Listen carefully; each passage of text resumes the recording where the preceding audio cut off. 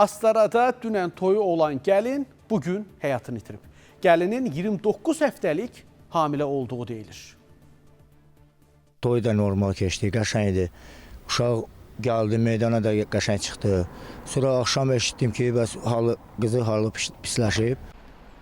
Astaranın Dolu kənd sakini 17 yaşlı Əfsanə İmanova ilə 20 yaşlı Amil Gövziyevin dünən Deqədi kəndində şadlıq saraylarından birində toy məclisi olub. Toyda gəlin özünü pis hiss edib və təcili olaraq Astara rayon mərkəzi xəstəxanasına hospitalizasiya olunub. Yetkinlik yaşına çatmayan qıza toy edilməsinə səbəb onun həmkəndlisi ilə münasibət qurması olub. Onların ailəsi bu hadisədən bir ay əvvəl xəbər tutub. Bundan sonra qızın artıq hamilə olduğu məlum olub. Daha sonra ailələr təcili toy etmək qərarına gəlib.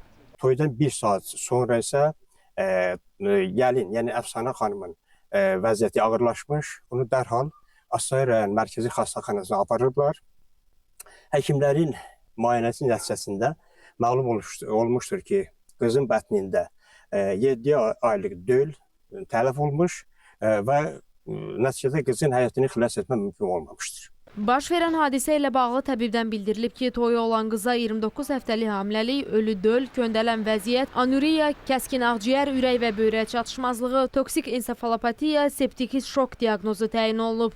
Xəstə təcili olaraq reanimasiya şöbəsində süni tənəffüs aparatına qoşuldu və xəstədə heç bir irəliləyiş olmadığı üçün getdikcə vəziyyətinin kəskinləşməsi saat 6 radələrində xəstə süni tənəffüs aparatı adında bioloji ölüm qeydə alındı xəstədə.